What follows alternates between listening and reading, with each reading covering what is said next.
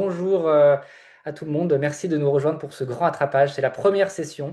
Il y en aura 5 tout au long de la semaine, donc de 12h30 à 13h30. C'est votre rendez-vous IA pour monter en compétences. Et voilà, je pense que je regarde c'est bon, donc tout le monde peut y accéder. Peut-être pour commencer, je propose de faire monter sur scène, en tout cas de donner la parole à Eric. Eric qui travaille chez Converteo. Et Converteo, ah pardon, excusez-moi, j'ai oublié de présenter le ticket, le média des équipes qui construisent la tech européenne. Le petit cadeau qu'on va vous faire aujourd'hui, c'est que donc on a une version premium qui est le ticket premium et donc qui est pour des abonnés avec une version avec un paywall. Donc ceux qui n'ont pas l'accès au ticket premium ne peuvent pas lire tous les articles que l'on fait. Eh bien, aujourd'hui, on vous propose, et durant toute la semaine, un mois d'offert au ticket premium pour ceux qui n'ont pas encore accès à ce super média. J'espère que vous nous lisez. La seule condition, c'est de nous dire qui contacter dans votre organisation pour débloquer potentiellement des abonnements premium dans votre entreprise. Voilà pour le ticket. Je passe la parole, ce que je disais justement, à Eric de chez Converteo. Converteo, c'est le grand partenaire de ce grand rattrapage. Donc, on peut vraiment chaleureusement les remercier parce que tout simplement, sans eux, il n'y aurait pas eu de grand rattrapage. Donc, voilà, c'est vraiment un game changer. Eric, je te laisse la parole. Je ne sais pas si tu es présent. Ici, je suis là, je suis connecté. Est-ce que vous m'entendez bien? Kevin, écoute, merci. Nous, on est super ravis en fait de collaborer avec le Ticket pour cette première édition du Grand Rattrapage. Je pense que ça va être une semaine riche. Donc, Converteo, pour faire très rapide, Converteo, c'est un cabinet de conseil. On est spécialisé dans la data et dans l'IA. Et on accompagne la majorité de nos clients sur des produits IA at scale. Et essentiellement au niveau produit, on a des product managers, des product designers. Et on a pas mal de product builders, pour le coup, qui accompagnent les clients sur des problématiques agentiques. Et en parallèle de ça, on a lancé une communauté. C'est la slide juste après, Kevin. On a lancé une communauté qui s'appelle la Fabrique du produit. Et donc pour laquelle l'objectif, c'est de regrouper l'ensemble des product builders, donc bien sûr des personnes chez nous, mais surtout aussi des personnes externes. Et l'objectif, c'est de se réunir très régulièrement. On a fait un event il n'y a pas très longtemps. C'est une communauté qui a quelques mois seulement d'existence. On est en train de la construire, de la faire progresser. On a pas mal d'événements qui sont prévus à la rentrée. Donc, n'hésitez pas. Il y a un petit QR code, vous pouvez le flasher, vous pouvez vous inscrire. Vous retrouverez aussi le QR code dans l'historique dès que la slide sera passée. Et puis, l'objectif, c'est que je vais laisser la main à Elodie juste maintenant. Merci, Merci en Eric. tout cas, Kevin. Je t'en prie et merci encore à vous de rendre tout ça possible. Et je précise qu'en tant que participant et participante du Grand Rattrapage, vous allez recevoir à partir de septembre une nouvelle newsletter justement dédiée au Product Builder pour prolonger ce Grand Rattrapage avec encore plus de cas d'usage pour vous augmenter avec l'IA. Tout à Mais fait. bon, ça serait à partir du mois de septembre. Alors, on va y aller. Il est 12h38, donc on va tout de suite partir sur le premier cas du jour. Donc, ce que tu vas apprendre aujourd'hui, donc la promesse qu'on vous fait, c'est que à la fin de cette session, normalement, vous serez en capacité de faire une veille complète chaque semaine sans y passer des heures. Et pour ce faire, on va, en tout cas, Elodie va nous montrer comment elle a fait avec 3 outils. Elle va générer sa veille avec Claude. Donc ça, c'est elle parlera de cet outil-là. Et comment elle va l'archiver? Elle va l'archiver dans Notion et elle va la diffuser sur Slack. Donc voilà, c'est cette stack qu'on va utiliser. Et vous voyez la petite capture d'écran qu'on voit là de la veille, en l'occurrence de Elodie. Elodie, tu peux nous rejoindre, enfin tu peux brancher ta caméra et nous rejoindre. Eh ben, c'est la vraie veille que Elodie a mis en place. Euh, Salut Elodie, je te fais une petite rapide présentation. Donc toi, tu es lead product manager chez Jean de Confiance. Voilà, on te voit ici. Jean de Confiance, c'est un site de petites annonces exclusives, c'est-à-dire qu'on peut le rejoindre que sur recommandation. Le cœur de l'activité, c'est la location immobilière, notamment à l'approche des vacances. Voilà, peut-être qu'il y a des gens chez vous qui louent des maisons via Jean de Vacances. On peut retrouver aussi des emplois, des services de babysitting ou des Nintendo Switch. Enfin, vraiment, c'est un site de petites annonces. Et vous avez même lancé en février d'ailleurs une site de rencontres amoureuses. Donc voilà, il y a plein de verticales. Jean de Confiance a été fondé à Nantes en 2014 et aujourd'hui ça représente 2,2 millions de membres. C'est quand même beaucoup. C'est une équipe d'une centaine de salariés, dont une équipe produit d'une dizaine de personnes. Et donc, pour revenir à toi, justement, toi, Elodie, donc, tu es responsable de la feature team dédiée à l'immobilier. Donc, vous êtes le gros de l'activité, un pilier de la croissance, justement, pour Jean de Confiance. Et on va voir que ça a de l'importance, justement, l'immobilier, parce que c'est la veille que tu vas nous montrer. Et en plus de ta casquette product, toi, tu es une championne en interne de l'IA, c'est-à-dire que vous faites partie un petit groupe de personnes moteurs et co-responsables justement du déploiement de l'IA au sein de Jean de Confiance. Et pour finir la présentation, et après je te laisserai la parole, il faut savoir que ça fait plus de 4 ans maintenant que tu travailles chez Jean de Confiance, mais tu as plus d'une dizaine d'années d'expérience dans le produit. Tu as notamment été product manager pendant 4 ans chez Le Bon Coin également. Alors on est parti. Tu vas nous montrer déjà. Alors ce qui est rigolo, c'est que c'est un lundi le premier talk. Et toi d'ailleurs, tous les lundis, une fois par mois, tu as ta veille sectorielle qui se met en place. Donc vraiment, c'est le bon moment pour en parler. On va y aller en mode démo. On va y aller en mode étape par étape. Est-ce que tu peux déjà nous présenter le flow complet de ta veille que tu utilises à l'heure actuelle? Donc je te laisse partager ton écran. Voilà, là on passe à toi. Complètement. Merci beaucoup, Kevin. Bonjour à tous et à toutes. Voilà, du coup, le feu complet. Et alors, confirmez-moi bien que vous voyez mon écran avant que je lance la petite vidéo démo. Mais effectivement, on est lundi, comme chaque lundi. Je reçois ma petite veille du marché de l'immobilier. Alors c'était mon premier use case sur l'immobilier aussi par petite passion perso, mais j'avais besoin de savoir un peu c'était quoi les grandes tendances et notamment l'évolution économique et politique pour voir un peu comment se portait mon marché. Et donc voilà ce que je reçois chaque lundi. Donc là c'est ma veille sur Slack. Et dans cette veille, j'ai pas mal d'informations et j'ai le rapport complet directement disponible sur Notion. Vraiment, le rapport Slack, il est vraiment là juste pour me donner les grands points, mais le rapport détaillé est vraiment disponible sur Notion. Et il est vulgarisé aussi pour chacun de mes stakeholders pour que tout le monde puisse y avoir accès et surtout comprenne ce qu'il est en train de lire. Et c'est Claude qui me le génère chaque lundi. Donc là, on voit tout l'historique de mon Claude Cowork qui génère chaque lundi ma veille. Et dans cette veille, on le voit du coup sur ma tâche planifiée, c'est ce prompt qui va commencer par aller chercher le contenu de ma veille, l'archiver dans Notion pour ensuite me l'envoyer par Slack. Et c'est exactement ce qu'on va essayer de voir aujourd'hui. C'est ça, donc là on a vu la fin, donc ce que vous allez potentiellement réussir à faire à la fin de ce talk, et là on va y aller étape par étape pour voir comment est-ce que ça a fonctionné. Peut-être un petit mot de détail, là on parle de veille sectorielle, ça marche pour tout, c'est-à-dire veille économique, législative, concurrentielle, veille de product management, enfin vraiment c'est veille au sens très large. Complètement. On a déjà formé des équipes au sein de Jean de Confiance vraiment qui ne sont pas liées au produit pour qu'ils fassent eux-mêmes leur veille sectorielle sur de l'admin, sur de la partie RH. Et en fait, c'est plutôt efficace. Et c'est surtout que ça évite du coup de louper des nouvelles lois ou des choses un peu nouvelles qui sortent d'un point de vue économique ou politique. Allez, on va y aller, on va ouvrir le capot. Peut-être pour commencer, j'aimerais bien que tu commences sur ton contexte perso. Euh, Est-ce que tu peux me dire, toi, quand est-ce que tu as commencé justement à travailler sur ce workflow et pourquoi? Je pense que pour le coup, le fait de reprendre ton histoire à toi, ça va parler à beaucoup de gens qui peut-être n'ont pas encore mis en place leur veille et qui vont se situer à ta place il y a quelques mois quand tu l'as lancé. Carrément, je l'ai lancé il y a à peu près 9 mois. Donc ça, c'était il y a un petit moment. Et c'est un peu le moment où j'ai commencé vraiment sur Claude. Je sais pas vous, mais moi, ce début d'année 2026, il m'a pas mal angoissé en arrivant sur LinkedIn. C'était un peu l'angoisse de parce que tous les posts que je suis en train de voir sur l'IA, je suis complètement à la ramasse. Non, j'y suis pas. Je ne comprends pas les posts techniques IA qui me sont poussés.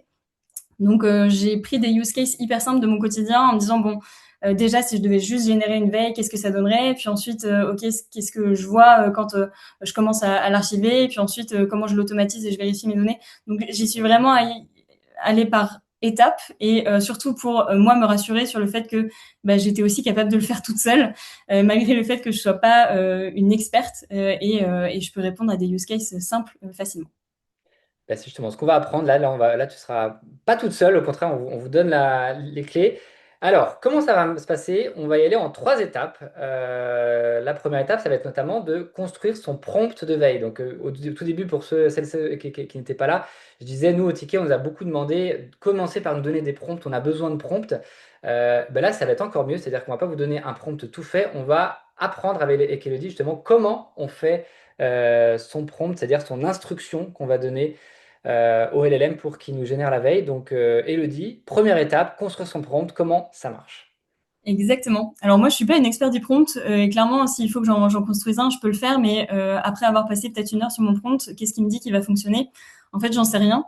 Donc, j'y suis allée step by step avec l'autre chat. Donc, on le voit ici. Donc, je suis vraiment dans l'onglet chat.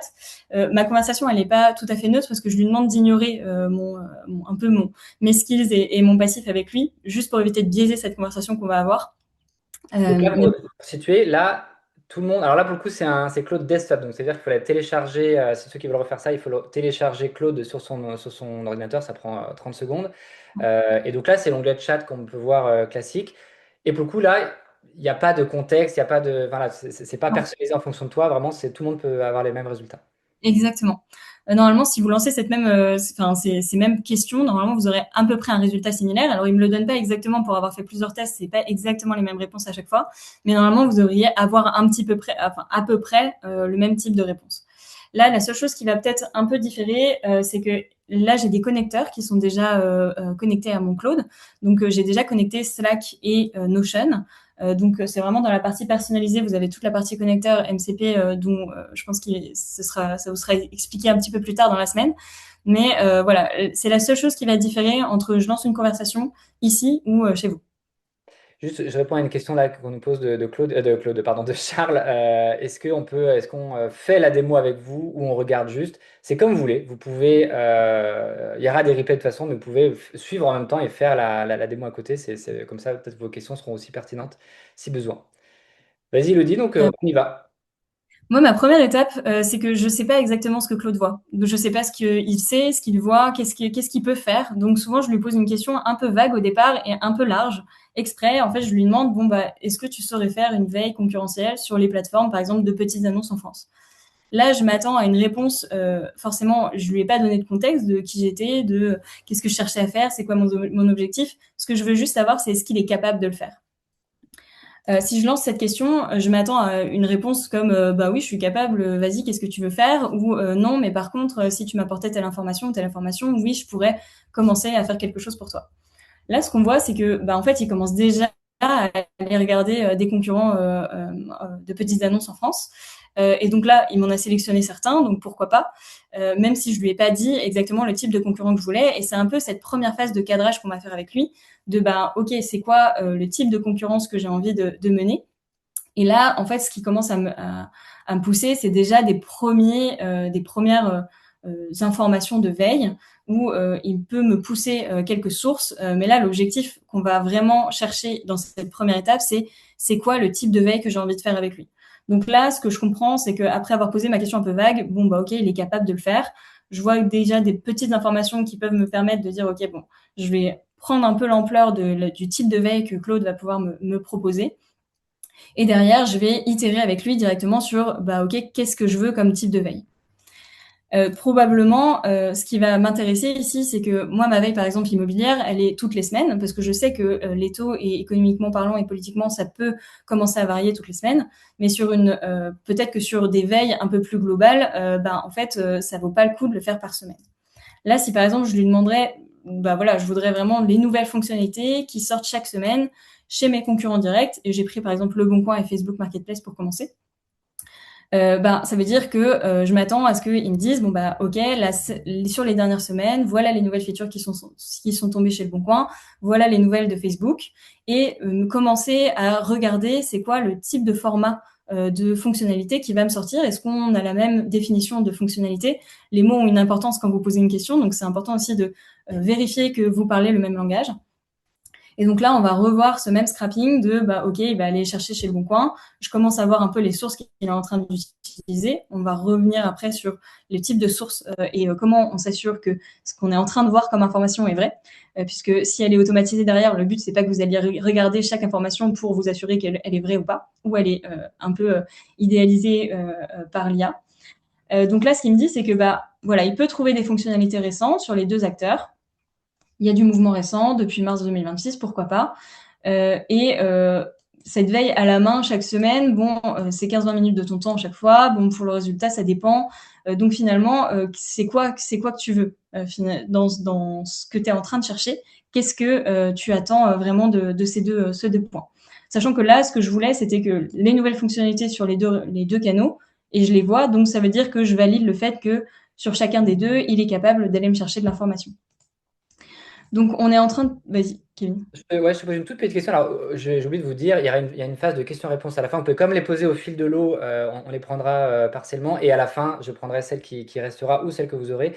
Je prends juste deux rapides. Geoffroy nous demande, est-ce qu'il faut avoir la recherche web activée? Je pense pas. Enfin, en soi, il le cherche par lui-même directement sur le web, donc vous n'avez rien à activer pour aller chercher directement sur le web. Ok, ça c'est la première question. Et il y avait une autre question aussi sur le modèle. Là, en l'occurrence, on voit en bas à droite, là, tu utilises Sonnet 5. Est-ce que c'est un choix ou parce que chez Claude, il y a Opus, il y a Fab, il y a Haiku notamment. Est-ce que tu as pris une préférence ou tu as pris le premier En vrai, j'ai pris le premier, je les ai pas comparés les uns aux autres. Donc en soi, je pense que essayez de faire vos tests et regardez le meilleur, mais bon, après, moi, je le laisse me pousser celui qui lui va. Et en vrai, c'est possible de là, en l'occurrence, on utilise Claude, mais il peut y avoir Gemini ou ChatGPT. Enfin, Complètement. Ouais, ouais. Je pense que c'est exactement le même fonctionnement sur Gemini ou sur Chat, hein, d'ailleurs, ChatGPT. donc là, en fait, donc première étape, donc là, tu as un peu cadré, je dirais, le besoin, c'est ça? Enfin, la Oui. recherche. Exactement, mais là, ce qui va m'intéresser maintenant, c'est plus est-ce qu'il est vraiment capable d'identifier ce qui est publié chaque semaine? Parce que quand même, pour les nouvelles fonctionnalités chaque semaine, faut quand même s'assurer que les sources qu'on nous donne soient les bonnes. Et où est-ce qu'il va chercher justement ces indicateurs?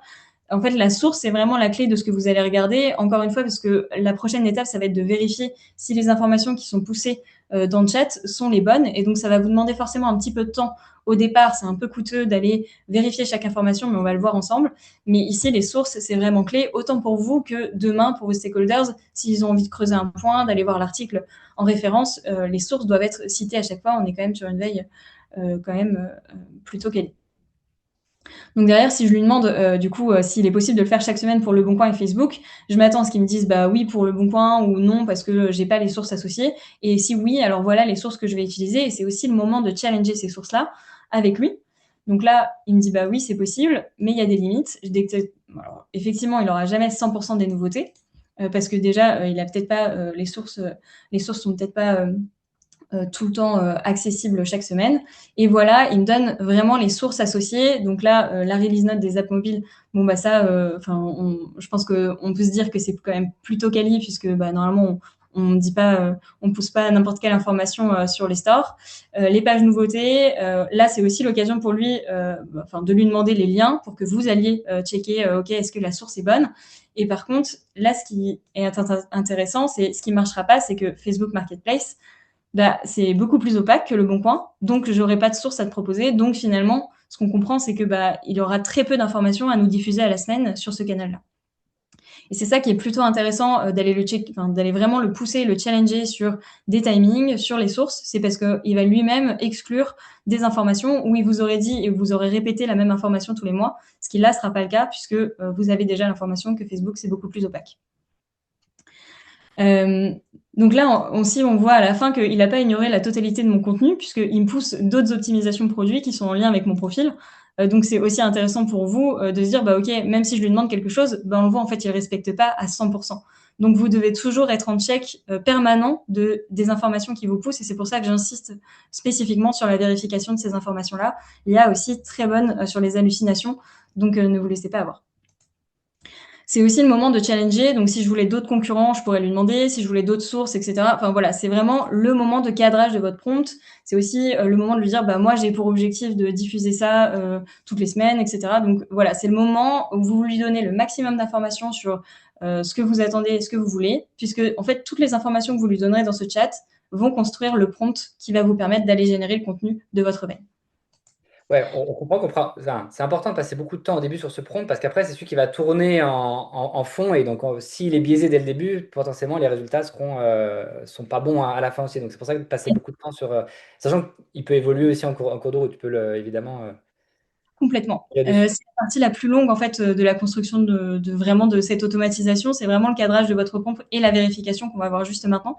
Mais effectivement, je te rejoins Kevin, si ça c'est faux, ça veut dire que toutes les informations que vous aurez tous les mois sont fausses. Et là, ça sert à rien de faire une veille automatisée. Idéalement, maintenant que je sais à peu près que, par exemple, Le Bon Coin, je vais avoir des informations comment je sais que les informations qu'il m'a données précédemment sont les bonnes. Je veux qu'il me les associe à la source et je veux surtout qu'il me fasse un exemple pour Le Bon Coin sur les dernières nouveautés qui sont sorties au cours du mois dernier. Alors, le mois dernier, c'est peut-être un peu vaste. Je vous invite à vraiment réduire la fourchette et de se dire, par exemple, la semaine dernière, c'est un bon moyen de se dire, OK, comme je connais pas exactement la totalité des fonctionnalités sorties sur le mois, peut-être que juste sur la semaine dernière, ça va me permettre de vérifier que les informations données sont bonnes. Bon, je vois un peu ce qu'a sorti Le Bon Coin sur le dernier mois, donc je suis plutôt à l'aise. Et je me dis, voilà, maintenant, je m'attends à ce que tu me donnes la totalité des fonctionnalités sorties en juin et où est-ce que tu as trouvé l'information et que je puisse aller checker moi-même, OK, cette information, est-ce que c'est sorti en juin? Oui, non, pourquoi? Et derrière, le challenger en disant, par exemple, cette fonctionnalité, tu m'as dit qu'elle était sortie en juin, ta source c'est celle-là, mais par exemple, si je regarde en mai, elle était déjà sortie. Et donc, ça lui permet aussi de faire le cadrage et de se dire, OK, ça veut dire que je peux pas regarder juste cet article et me fier à la date de l'article, il faut aussi que je regarde les articles des 3 derniers mois pour me permettre de dire cette fonctionnalité, elle apparaît qu'à ce moment-là et pas sur les 2 derniers mois. Et donc, c'est vraiment une sortie de juin. Donc C'est un là, peu... on vérifie que ce qui nous sort correspond bien. Enfin, on double-check en vrai que ça marche Exactement. bien. Exactement. Donc là, ça nous permet aussi de voir toutes les choses sur lesquelles il s'appuie. Et derrière, il fait l'exercice sérieusement, c'est super. Et donc, du coup, derrière, donc voilà, ça, c'est toutes les dates et fonctionnalités de sortie. Donc, moi, je lui ai demandé sur le mois dernier. Donc là, j'ai des trucs de mars 2026. Donc, pourquoi? Et donc, voilà, c'est à ce moment-là qu'on voit aussi à quel point il peut remonter loin et pourquoi, en fait, tu m'as pas donné exactement le dernier mois. Et sur les 30 derniers jours, en fait, j'ai pas trouvé aucune nouvelle fonctionnalité produite, datée avec certitude, à part celle du changelog. Donc, ça veut dire que potentiellement, chaque mois, quand je vais lui demander de me faire une veille sur Le Bon Coin, il va principalement s'appuyer sur la source du changelog. Et donc, c'est ça qui va nous intéresser.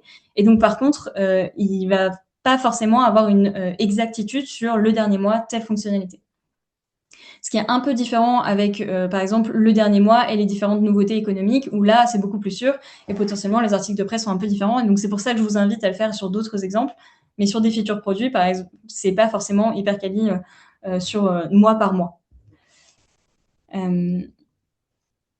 Donc voilà, donc ça c'est un peu la phase de vérification, ça vous permet aussi de vraiment cadrer ce prompt qui va être mis à disposition. Mais si par exemple vous aviez toutes les informations qu'il vous faut, les bons concurrents, vous avez vérifié toutes les sources, vous êtes prêt, vous l'avez testé, c'est OK, en fait toutes les informations sont dans ce chat et vous pouvez lui demander directement de construire le prompt qui va vous permettre d'aller chercher automatiquement les informations chaque mois sur cette veille-là.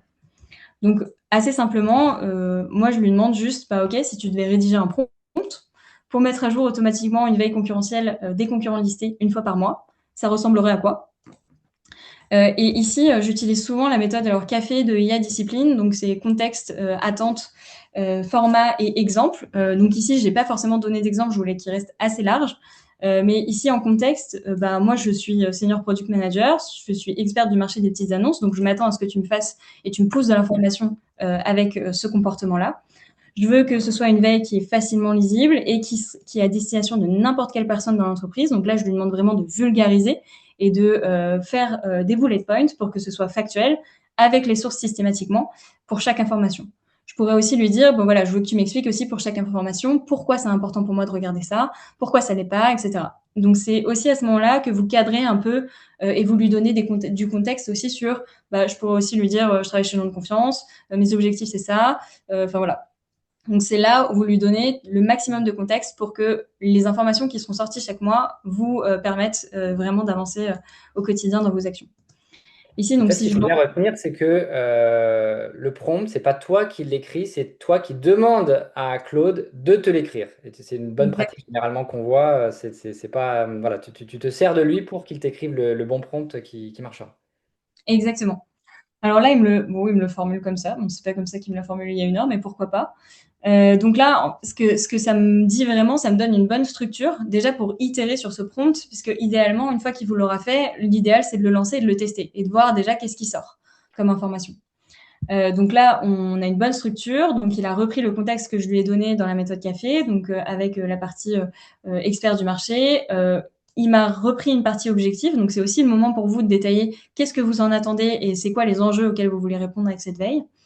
on retrouve la période des 30 derniers jours. Mais par exemple, si on voulait que ce soit les 3 derniers mois, ça marcherait aussi. Enfin voilà, c'est à vous de le définir.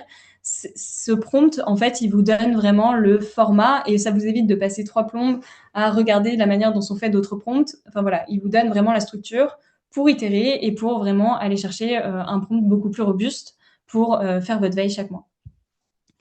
Et à partir de ça, vous avez votre première étape qui est le prompt pour le contenu de votre veille. Et vous avez fait 90% du job.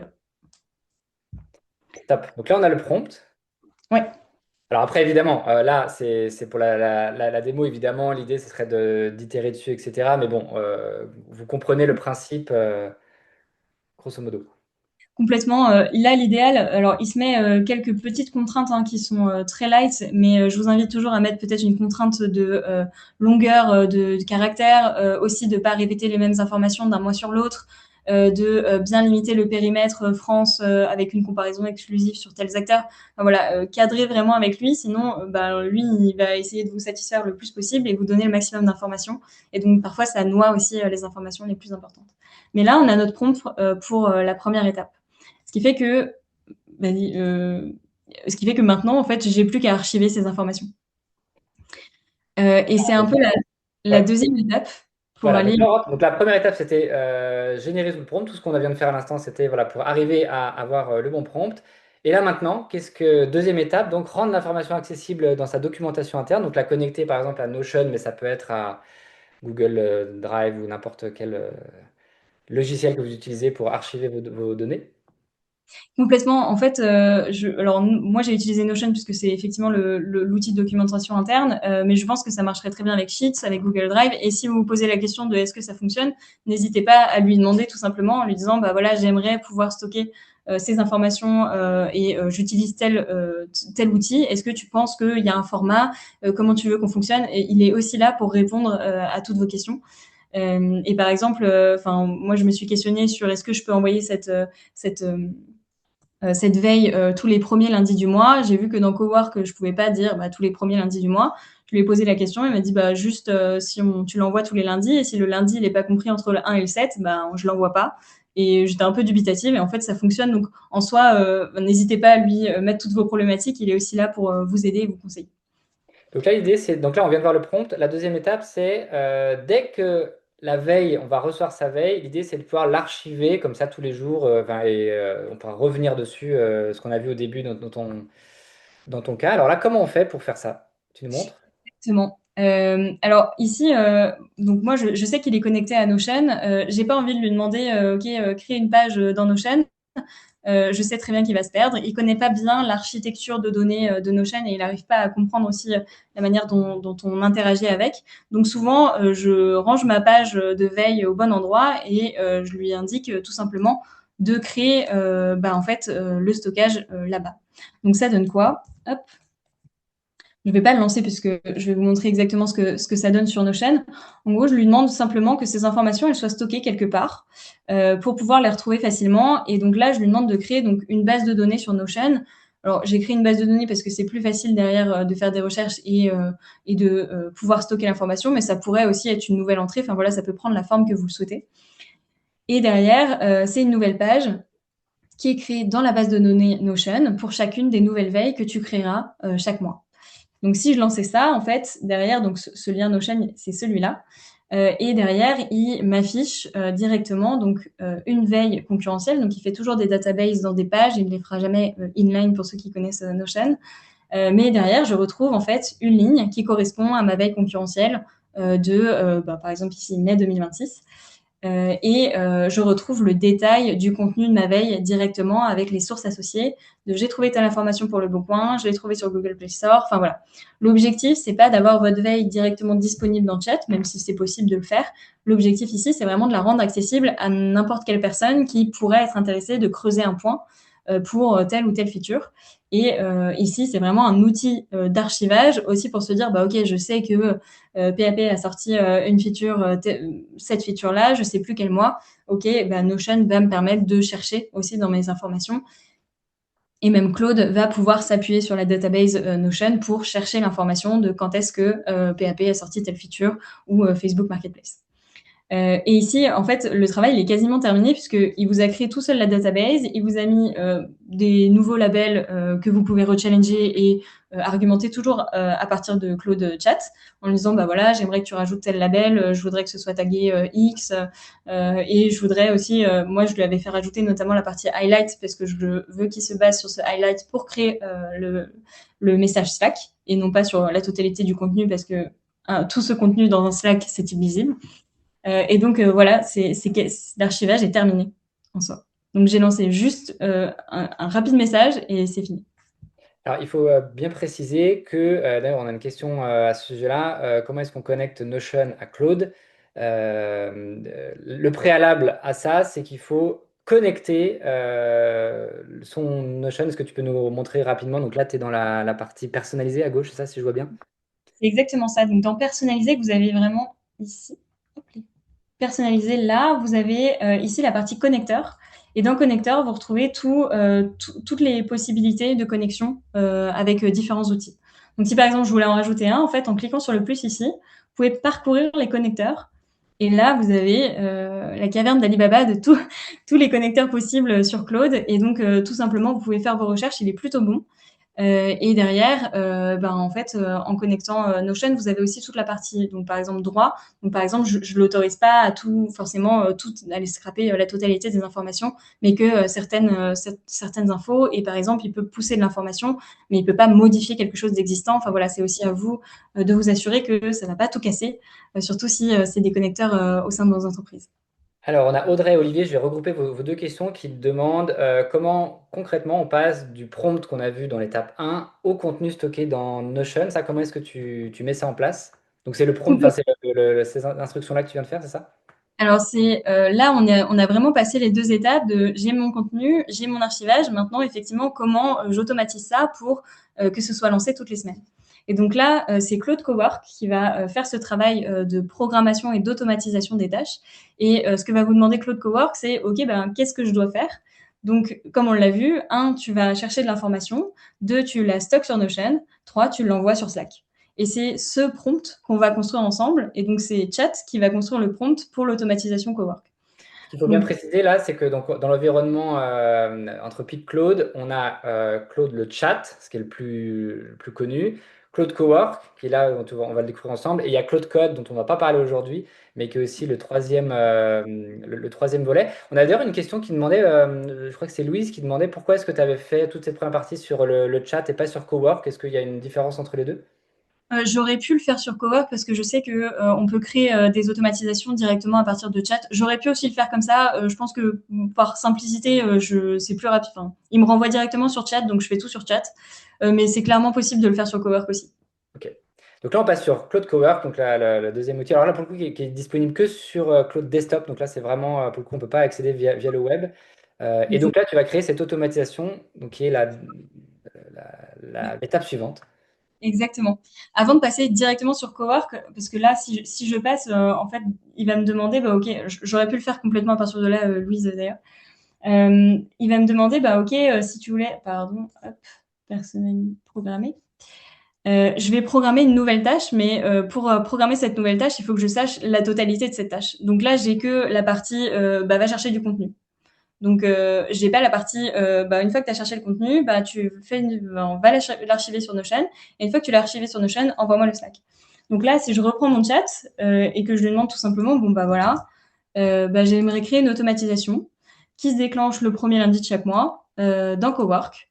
Et je veux que tu me crées le prompt qui va récupérer l'information, créer une nouvelle entrée dans la base de Notion, dans la base de données Notion, et me l'envoyer sur un chat veille Slack. Donc là, je lui demande pas forcément de me créer sur Cowork, même si je pourrais.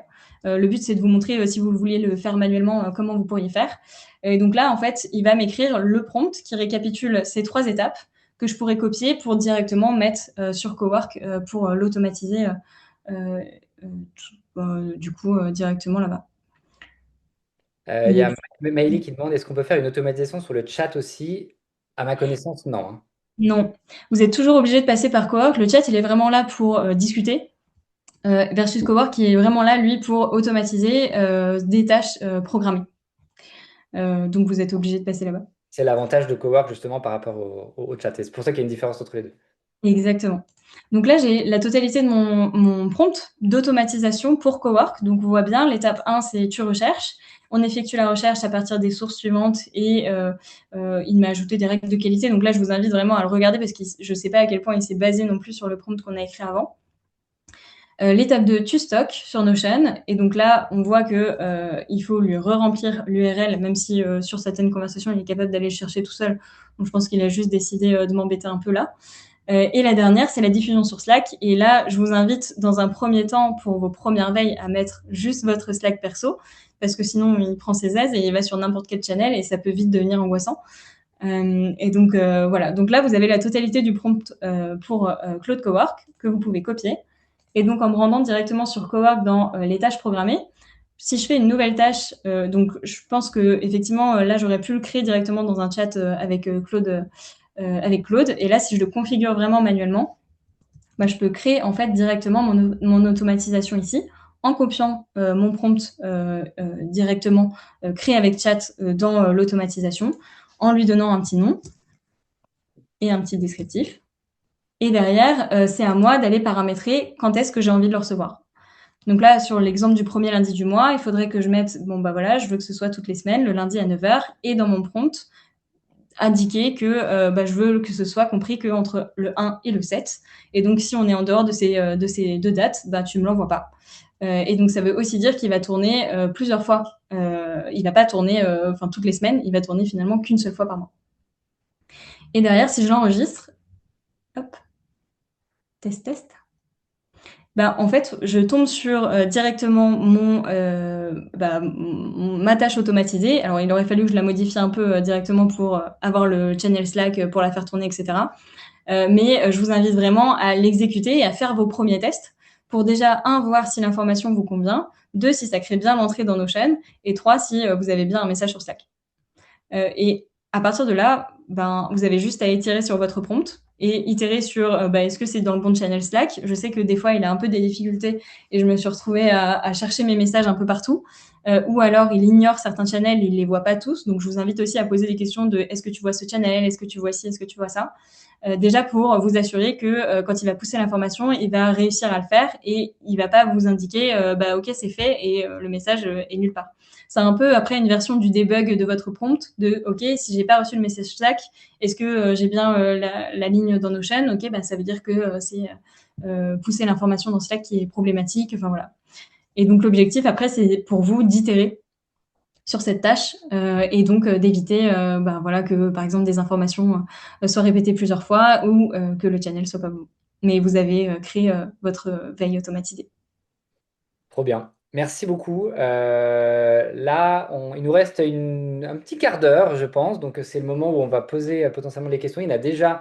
Donc, déjà, on espère que que vous allez pouvoir lancer votre veille dès maintenant. On a dès le deux. Alors, je vais essayer de les prendre un peu de manière éparse, je dirais. Donc, il y a Yann qui pose une question. Alors, c'est un peu pointu.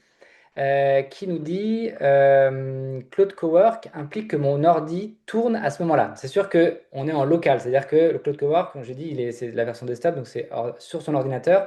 Et le petit enjeu, c'est que si l'ordinateur n'est pas allumé, la tâche ne se produit pas. Est-ce que tu as déjà automatisé des tâches sur un ordinateur qui ne s'éteint jamais, un VPS par exemple?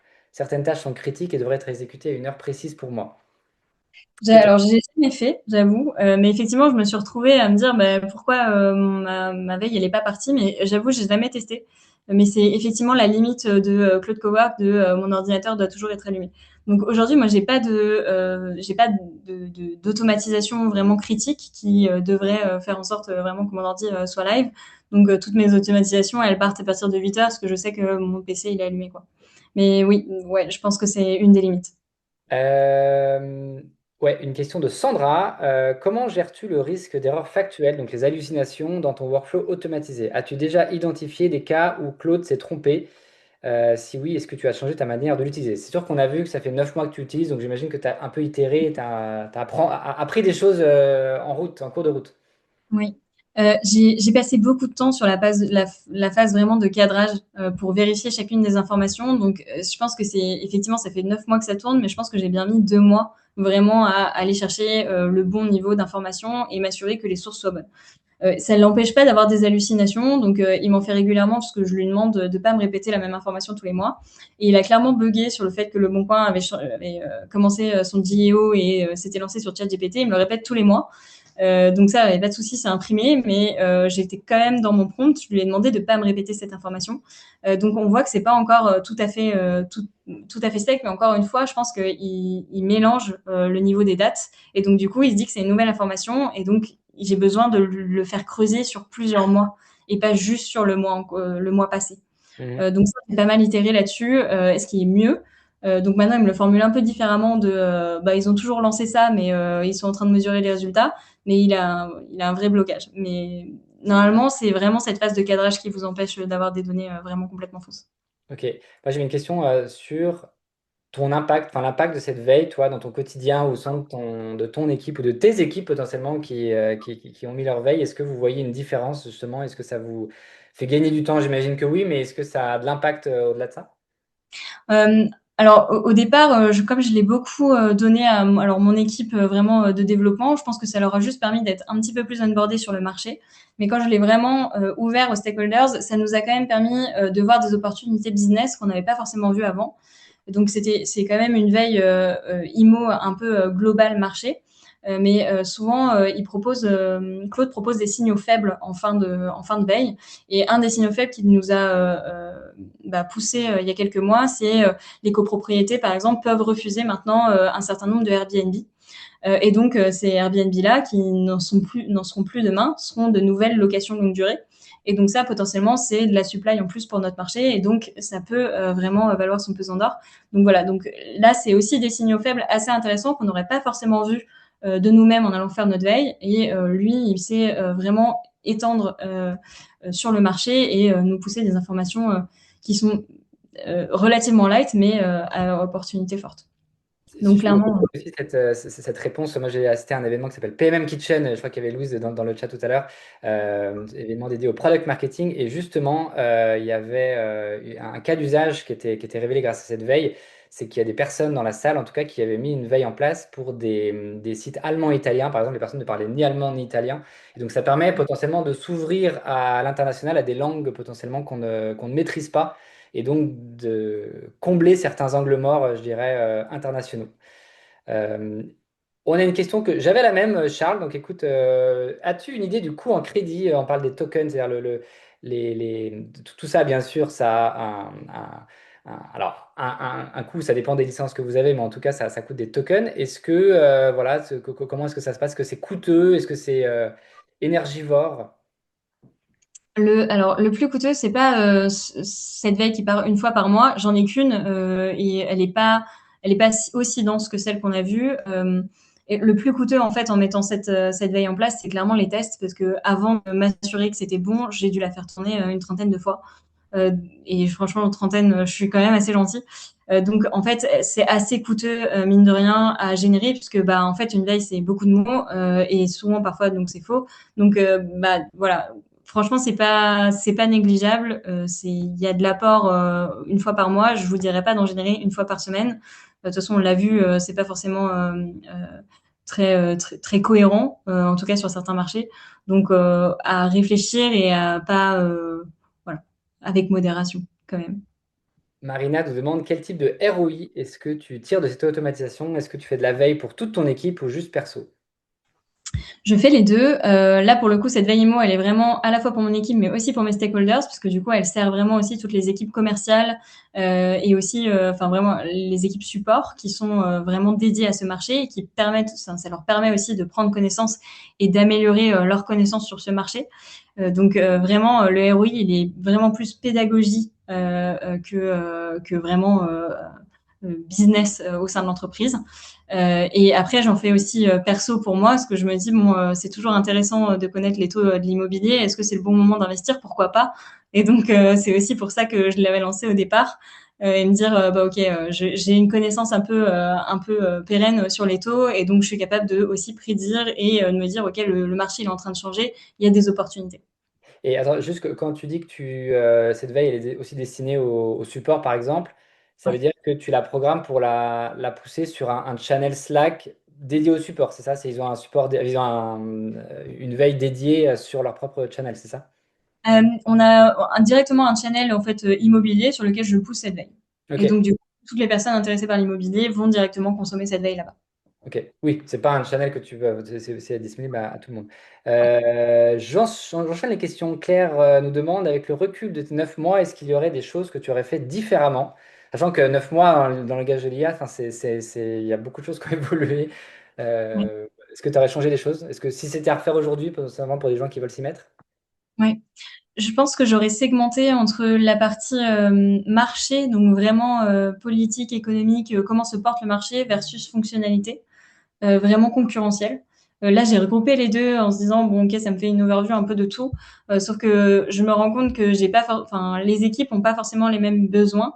Et donc, par exemple, les équipes sales n'ont pas forcément besoin de savoir qu'il s'est passé ça sur ABC de nos concurrents, mais par contre, ils ont vraiment besoin d'avoir beaucoup plus d'informations marché, de comment se porte vraiment le marché de l'immobilier. Donc, je l'aurais segmenté aussi parce que on l'a vu dans cet exemple aujourd'hui, les fonctionnalités une fois par mois, c'est pas forcément 100% sûr. Et c'est ce qui pêche aujourd'hui dans ma veille, c'est qu'il me répète toujours les mêmes informations sur des fonctionnalités parce qu'il n'a pas exactement la bonne data, versus le reste où c'est beaucoup plus chiffré. Et donc là, en fait, j'ai plus besoin d'itérer. Donc j'aurais séparé les deux, vraiment business et fonctionnalité produit. Alors, on a Alice qui nous demande, pour bien comprendre, tu as limité les hallucinations en améliorant le cadrage du prompt suite à ses erreurs et ou parce qu'à force de se rendre compte qu'il se trompe, il fait moins d'erreurs par lui-même, il s'autocorrige. Alors, j'ai beaucoup travaillé sur le cadrage, effectivement, aussi sur un marché que je connaissais pour être sûr de maîtriser vraiment beaucoup plus fortement. Et je vous invite à faire votre première veille sur un domaine que vous maîtrisez pour être sûr de vraiment qualifier l'information. Et ensuite, il s'est pas rendu compte tout seul qu'il se trompait. C'est moi qui lui ai dit, bah, ça marche pas ce que tu me dis là parce que la source, tu me donnes ça, mais en fait, moi, ce que je lis, c'est ça. Est-ce que tu es d'accord avec ce que j'interprète? Et en fait, on finit par, alors entre guillemets, se mettre d'accord, même si vous savez, une IA, elle vous dira toujours que vous avez raison. Donc en fait, c'est plus moi en essayant de regarder vraiment est-ce que l'information est bonne et en lui disant bah tu te trompes.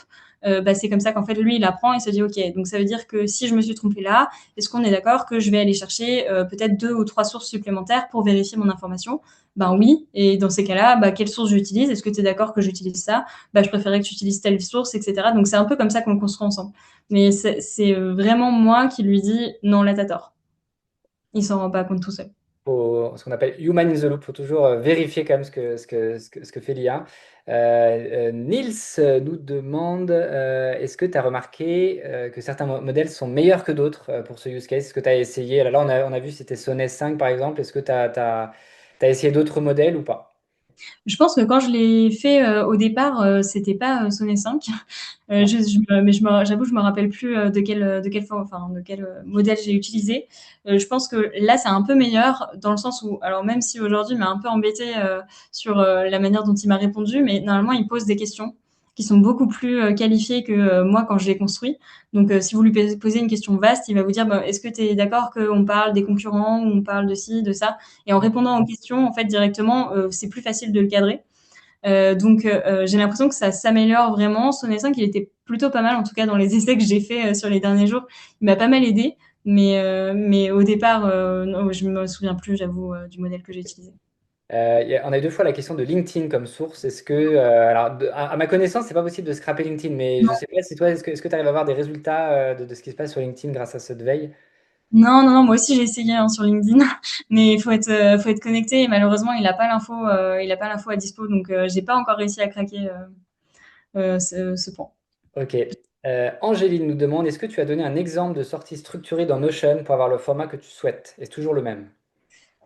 C'est toujours le même. Je pense qu'au départ, je lui ai juste demandé de me pousser un format, juste déjà pour voir un peu qu'est-ce qu'il pouvait me générer. Et j'ai itéré sur ce format avec lui directement dans le chat en lui disant, je préférerais que ce soit plus sous cette forme-là, mais je le laisse d'abord me proposer une structure, puisque ça se trouve, elle me correspond et j'ai pas besoin d'itérer, versus lui décrire un truc hyper précis et me rendre compte au final que c'est pas bon. Donc je le laisse et après j'itère avec lui, souvent. Trop bien. Elodie, merci beaucoup. On arrive au bout des questions et au bout du temps. On est parfait dans le timing. J'espère que ça vous a vraiment été utile, que vous allez pouvoir mettre en place votre propre veille désormais. Il ne me reste plus qu'à vous déjà te remercier. Alors déjà, peut-être un petit mot de contact. Si on veut te contacter, si on veut t'écrire, c'est quoi la meilleure façon de... Si on veut prolonger la discussion, la meilleure façon de te joindre?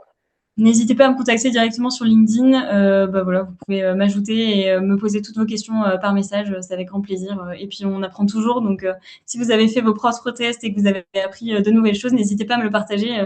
C'est toujours ultra constructif. Merci beaucoup. Merci Charles pour cette magnifique vanne. C'est pas demain la veille, bravo, merci. Merci également à Convertéo qui a rendu ce talk évidemment possible. Alors, je vous donne rendez-vous. Donc là, c'était la première session. Voilà, vous avez le programme de la semaine si ça vous intéresse. C'est beau ce petit nuage de cœur là qui s'envole. Donc demain, on va voir avec Jules, le fondateur de la Vibe Coding Academy, comment faire ses premiers prototypes avec Claude Code et Lovable. Donc là, on est vraiment sur le côté prototypage, un peu plus design, on va dire. Mercredi, on va analyser les feedbacks et les calls des sales avec l'IA, avec Romain Deschamps, en l'occurrence, qui est AI et Product Ops freelance. L'idée, c'est de partir d'une discovery, de l'enrichir avec tous ces feedbacks. Là encore, on a un super cas d'usage. Jeudi, c'est Marion qui va prendre le relais pour parler d'orchestrer tout son flow. Donc, elle va partir de sa discovery. Donc, la discovery est faite. Elle va aller jusqu'au ticket Jira. Et tout ça grâce à l'IA avec séquencé par étapes. Et on finit la semaine vendredi avec les bases de son personal OS, c'est-à-dire que dans Claude en l'occurrence, comment est-ce qu'on fait un chief of staff, par exemple? Comment est-ce qu'on s'améliore la vie? Et ça, c'est Julie Prieur, qui est CPO chez Poppins, qui va nous montrer comment elle a fait et qu'est-ce qu'elle a fait, notamment dans son Claude. Un petit mot sur les replays. Il y a beaucoup de gens qui nous ont posé les questions. Est-ce qu'il y aura des replays? La réponse est oui.